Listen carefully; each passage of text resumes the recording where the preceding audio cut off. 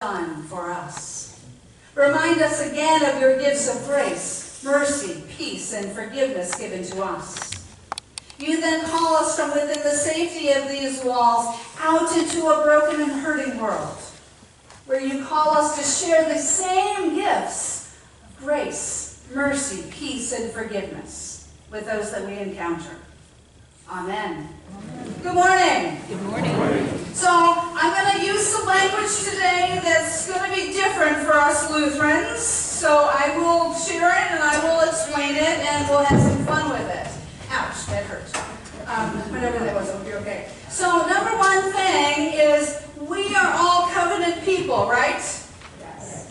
And we are covenanted back in the Old Testament. You may remember that there were stars up in the heavens, and they said to somebody, your kids will be more numerous than the stars in the heavens. Some of you are like, what is she talking about? Others of you got it. And then there was another covenant that somebody flooded the earth, and then the flood waters left, and God said, I'm going to put this bow, and so every time you see the bow, you know I won't do what? I won't flood it that way again. I might do something else. So you know that we were under covenants. And then we get to the New Testament, and then during Holy Week, Jesus brought his disciples together, and they've been celebrating the Passover, which was the historic movement from Egypt to the Promised Land, and this wonderful meal that Jesus says the Passover was, and now it's a new covenant that is sealed in my body and my blood. So you and I are New Testament, New Covenant people, amen? Okay, good. I want to make sure that we all get that we're all under a covenant, because I want to talk about a particular covenant that not everybody engages in, because not everybody's crazy.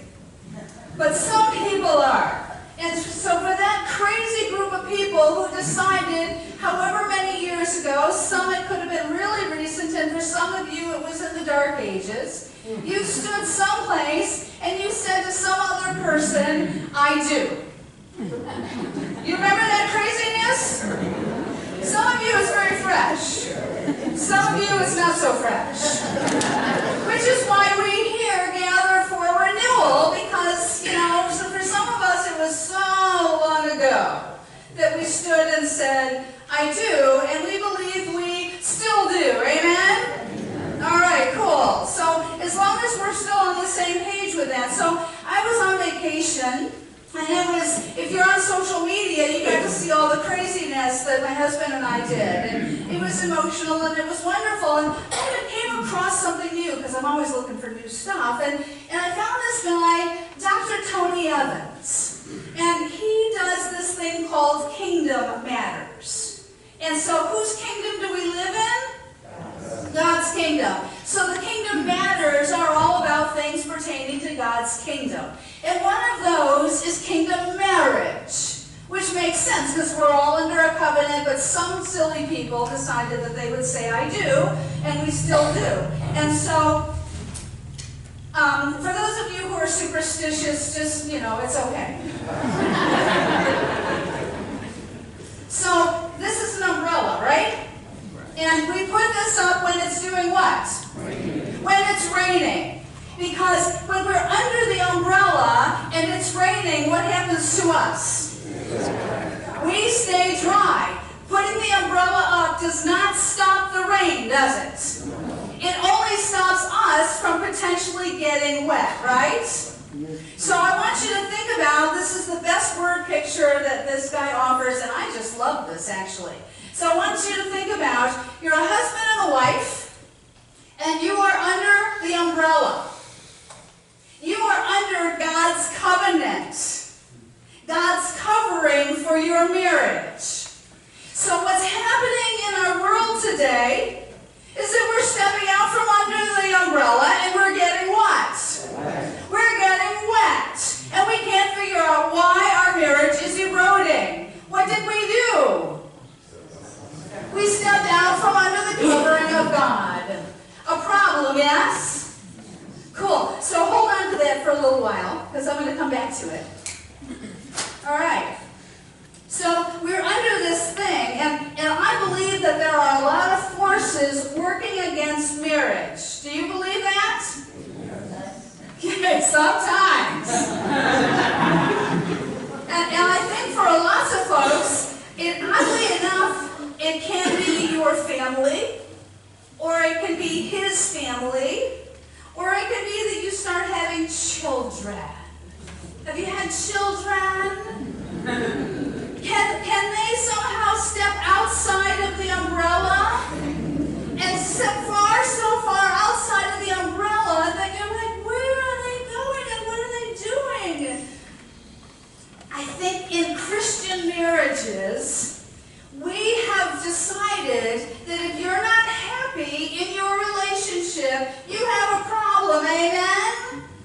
Because we've decided that happiness is the goal of marriage.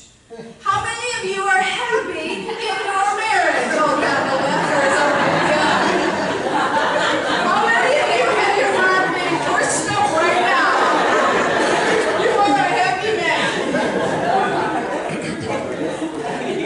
That is not the way God intended it for me to be. I'm sorry. The goal of our marriages is not to be happy.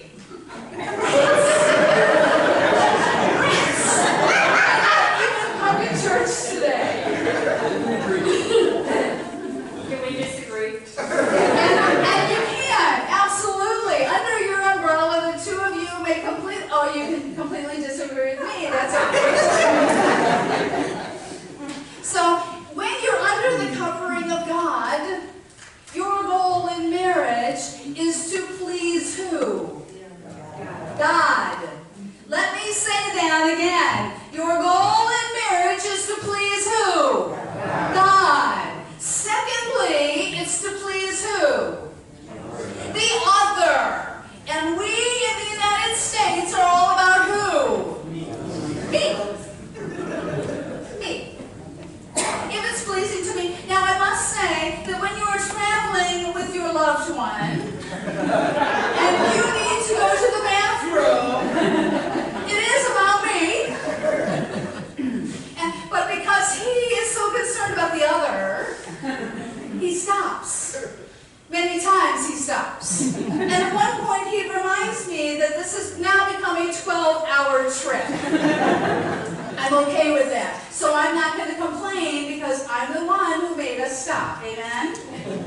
All right, so I want to get back to this because I believe that when God established the institution of marriage, he meant for the husbands and wives to reflect his image. And he said, if you are reflecting my image, I will bless you. Amen? Yes. So God's purpose for us is to mirror God to the world. Are you doing that? No. I can tell you I'm not. As your pastor, I can tell you I'm not mirroring that in my marriage. And so what happens is that the enemy swoops in. Has the enemy swooped into your marriage? The enemy swoops in on a regular basis into my marriage. And it's because of me. The enemy comes in to create division, chaos, conflict, disintegration. And with the disintegration of our families comes the disintegration of what? Of our society and of our country. So the culture goes. And guess what? People are watching. Amen? And they're watching particularly so-called Christian couples because Christian couples are supposed to be what? We are supposed to be families. We are supposed to be reflecting God in all that we do and in all that we say and in all our behaviors. Are you exhausted by that? Whew. I can't even get out of bed with that. And so it is the desire of God to make our marriages powerful, yes? Yes. And that we can be as strong as we are because we realize that other people are looking to see, God brought those two together. Is God doing a good thing? God's good thing. I know I'm getting in the way. I was saying to Sue, and I was standing at the courts there, and I said, there's something about lead, follow, or get out of the way. I need to get out of God's way. How about you guys? Because the design and the beauty of marriage is that we were meant to enhance each other and help develop each other. And as we enhance each other, and then you have the children, and then you have taught them well, and some of you have taught your children very well. And as you do that, they become a reflection out in the world. We have gotten caught up in our relationships. Now I want to take it back to the book of Genesis, back to the garden. You remember the garden? And there was a guy named Adam. Doesn't really matter what his name was. But in the story, he was given work. Amen? He was given a task by God. Do you notice when the devil entered the garden? Exactly, Frank. The devil did not come into the garden until God brought man and woman together. Please, women, don't hear that the devil is connected to women. Do not hear that. That is not the case. But the devil realized, this is my opportunity to mess with God's good work. And it worked, didn't it? Because the devil's desire is to own all of this. Amen? God's desire is for us not to do that. So we want to have powerful marriages. Amen? All right. So I want to talk about this thing called a covenant versus this thing called a contract. How many of you had to go get a license? In today's day and time, that license is what? It's meaningless. We get licenses all the time. I license my car. We're talking about covenant.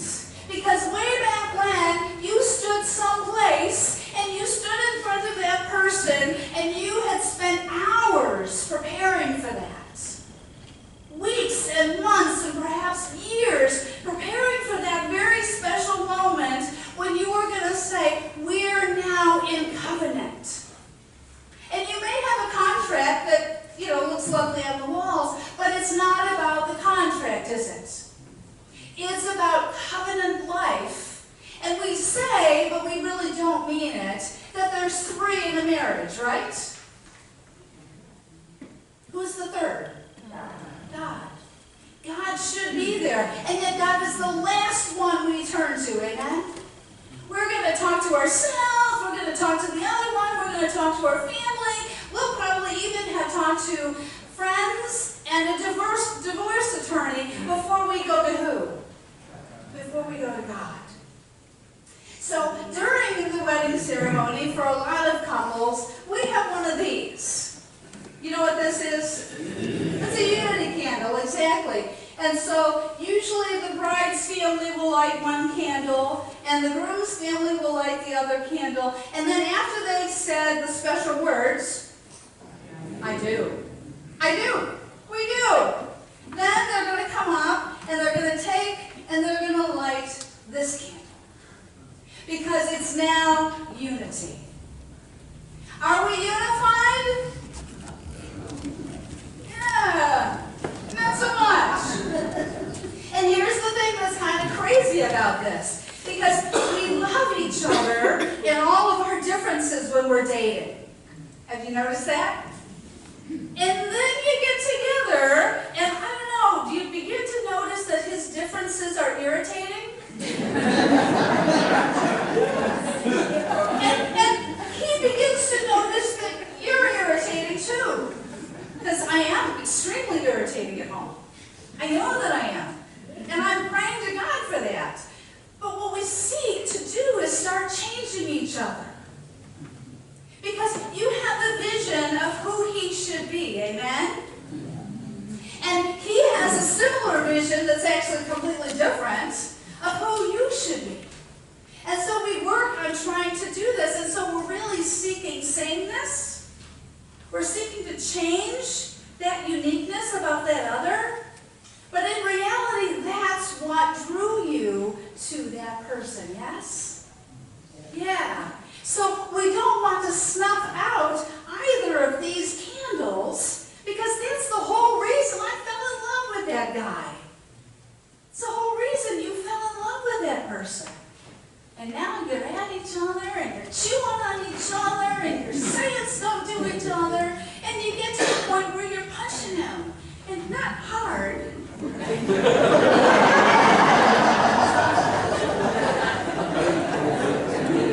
know, we make great faces, but you don't want to make them in public. We say things, but we don't want to say them in public, because it's bad for that thing called marriage. So we need these to remain lit so that we can truly focus on this, on bringing both of our uniquenesses together underneath the covering of this.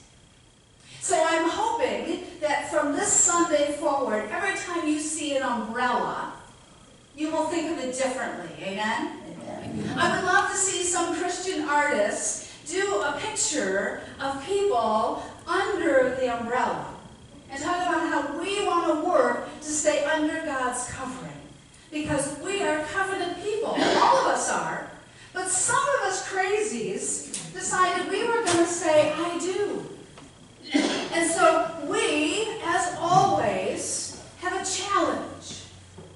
Because for some of us, it doesn't even happen that we leave the building and get to the parking lot and that satanic thing happens.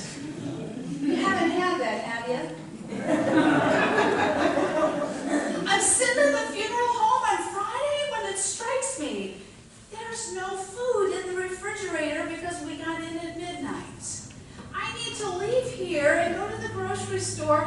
I don't even know what to get. Wait a minute. I'm going to go on my phone. We're constantly distracted. But God really wants us to focus on the other. So I'm praying today that we challenge ourselves to be a little less about me, all the me's, and a little more about that person and those others. Amen? Amen. Awesome. So I believe that you're